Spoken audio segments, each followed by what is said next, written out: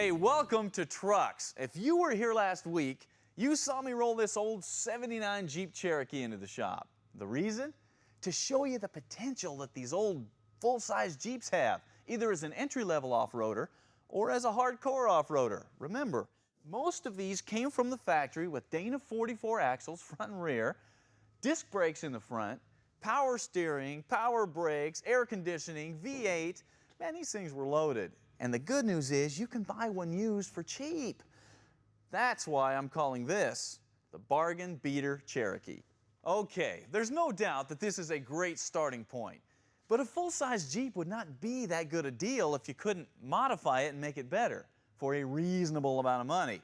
So the purpose of this project is to show you how to do that. Here's what we've done so far. First, the old, tired, sagging suspension was carefully removed.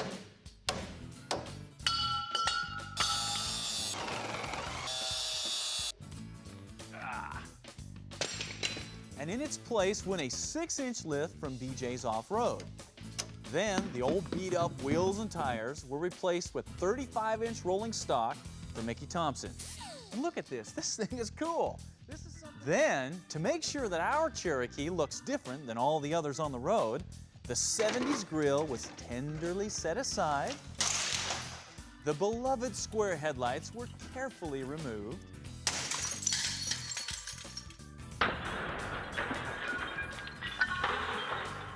And the front end retrofitted with the classic 60s Jeep Gladiator front end that we all wanted in the first place. This is what we started out with, and this is what we've got now. Yeah, which would you rather have?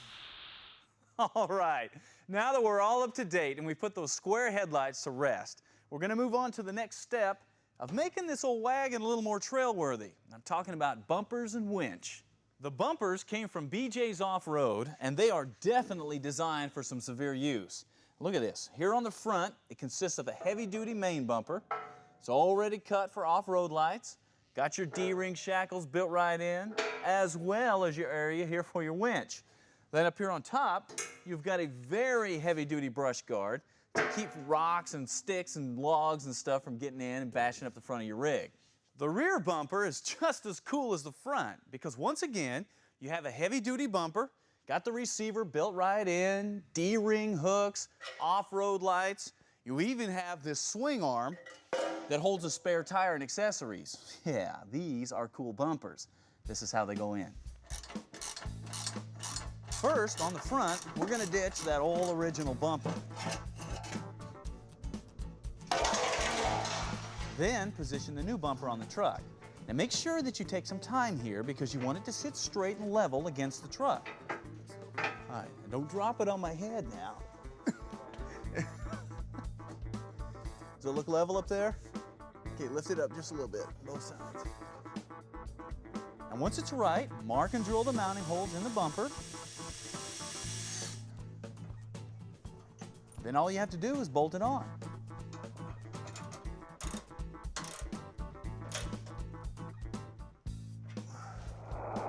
We'll follow that up by installing these 5-inch Pro Comp off-road lights.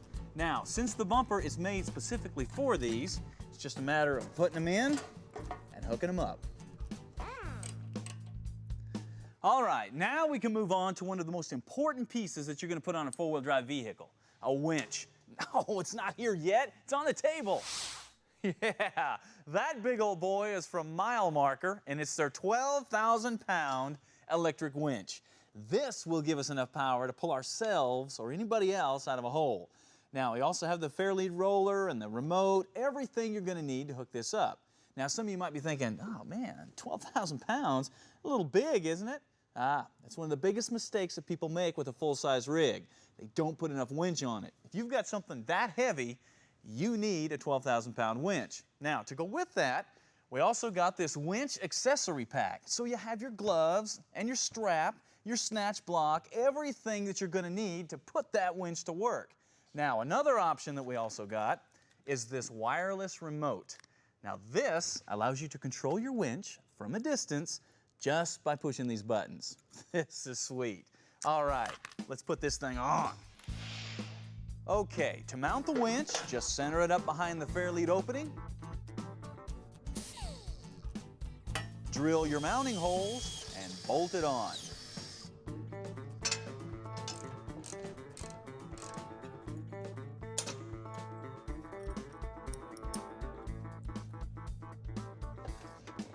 Follow that with your electrical connections, and you are ready to winch something. Except for one thing. You know how I'm always telling you that the more electrical components you add, the more power that you're going to need.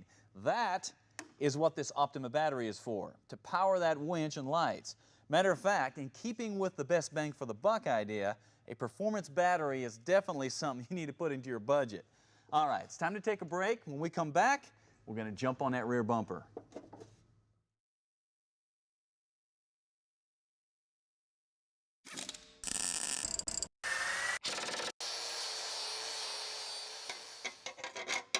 Hey, welcome back to Trucks and our Bargain Beater Cherokee project, where the whole idea here is to show you how to get the best bang for your buck out of a project vehicle that's going to spend an equal amount of time on the highway as it is on the trail.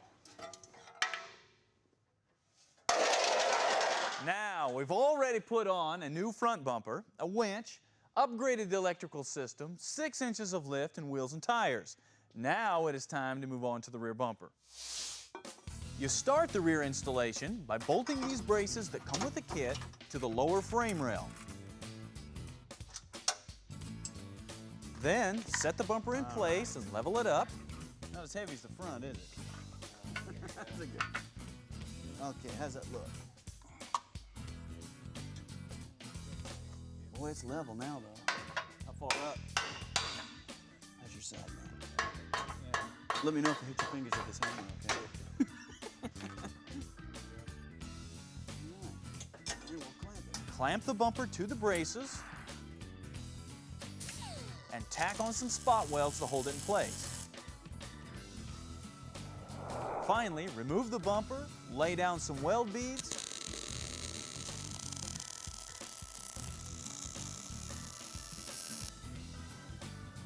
and it's ready to go back on.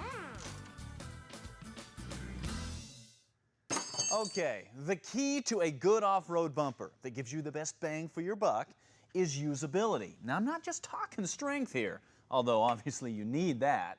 I'm talking about other ways that you can use the bumper. Let me show you what I mean. You have a swing arm that allows you to carry important accessories, like an auxiliary fuel or water can, whichever you think is more important. A high lift jack, which is mandatory if you have a lifted rig, and of course a full-size spare. However, the really cool part is all this stuff easily swings out of the way so you can still get in the tailgate. All right, there it is. Now what you have is a cool combination street and trail driver. And all the modifications I did are money well spent because they make the truck better for a reasonable cost. And most of them are fairly simple. Now obviously you can go a lot further than this. For a trail rig you can throw lockers in it or build the motor stronger or put in a roll cage. Man, the list is endless. And if you want to do more of a street rig, check this out. BJ's Off-Road has got a full line of interior and trim parts if you want to restore one of these old wagons. Take a look at this, check it out. You've got full carpet sets, front and rear. You've got full upholstery kits, front and rear. You have custom gauge panels, weather stripping, lights. Guys, if you want to restore a full-size Jeep, BJ's Off-Road can help you out. Now, we're going to take a break. Wait, don't go too far, because when we come back, we're going to take this thing out on the trail, take it on the highway, see how it does. Then we are going to break down the actual cost of a project like this. And you're going to find that you can not only do this project, but you can afford it. We'll see you in a minute.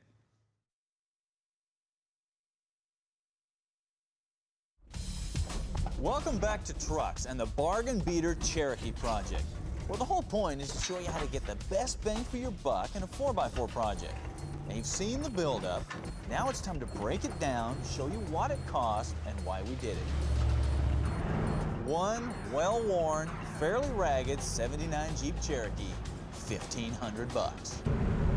The good thing about this is you can just drive it. You don't have to worry about scratches or dents because you already have them, and they actually add character.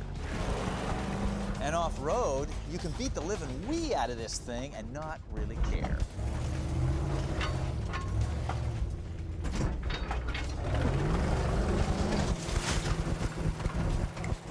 $6 inches of suspension lift, $700. Getting this thing up in the air did more than just make it look better rolling down the road. It gave us much more ground clearance for ruts and obstacles, flex for greater axle articulation,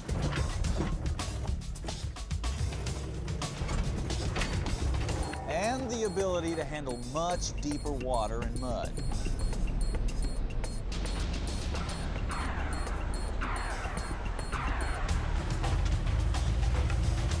35-inch tall tires on 15 by 10-inch rims, $1,500. The bigger tires go hand in hand with the lift to give us better traction, more flotation in the wet and the mud,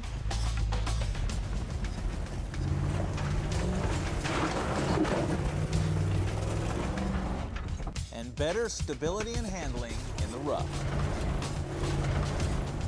Heavy-duty off-road bumpers, $700.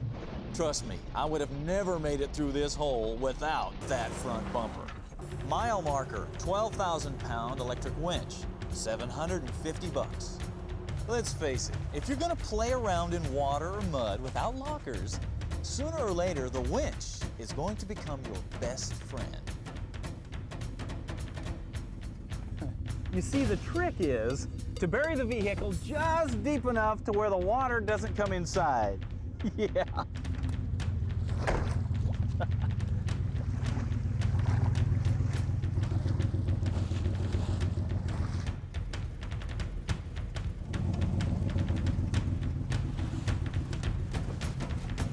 Fortunately, this 12,000-pounder easily pulled the big Cherokee out, despite being buried to the frame in the Sandy Creek bottom.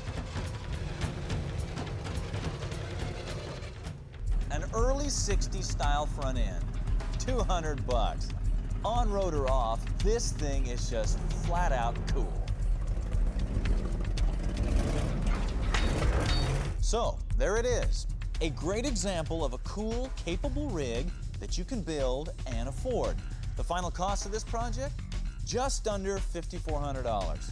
Of course, you can keep working on it and make it even better, or you can just leave it like it is. But either way, you're building something yourself that you can really use, it looks cool, and you're not breaking the bank doing it. That, my friends, is priceless.